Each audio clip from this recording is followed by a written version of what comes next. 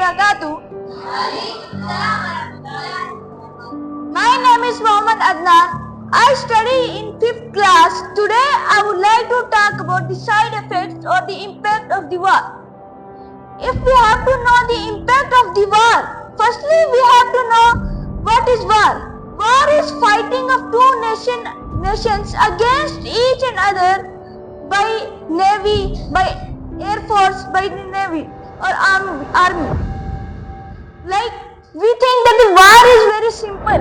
That war what is war doing? War is nothing doing, and we can easily survive. But the war a simple war of two countries can create World War III. Yes, I am saying right. A simple war of two countries can create World War III. And in the war, World War III, 2-1, there are the losses. The people lost their lives. Not only humans, but also animals. The birds, the aquatic, even they are in water, they are on land, they are aerial. All are getting died. Not they are just dying, they are losing their habitat. 13 billion people left their home in the civil war of the Syria. So the war is not a simple thing that we are saying how can we can survive easily, but in reality it is very difficult. And through this war the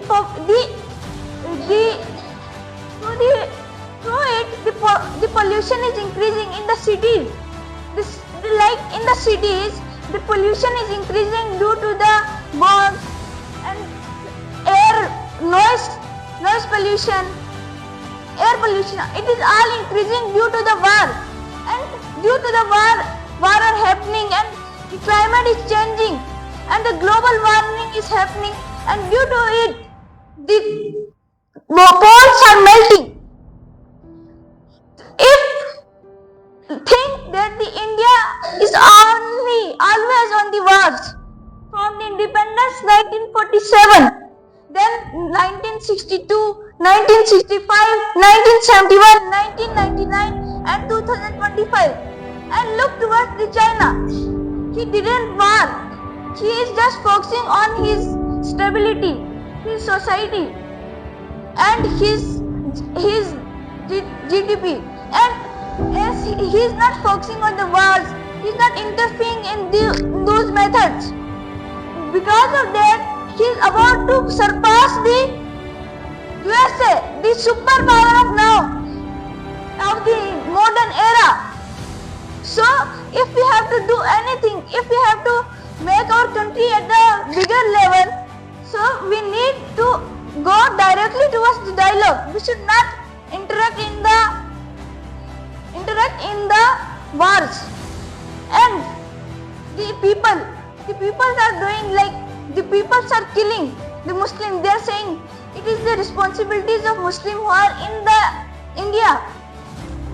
That's why people are saying to the government, war. It is not the responsibility of the government, but also the people are forcing them to fight. Like this Pahalgam attack happened, and the people are saying you didn't take the revenge, take revenge. They are saying again, and then government cannot do anything. They have to fight. So the war is not doing anything. It is not a solution. It is creating problems and the problems. So the war is not a solution. It is the problems.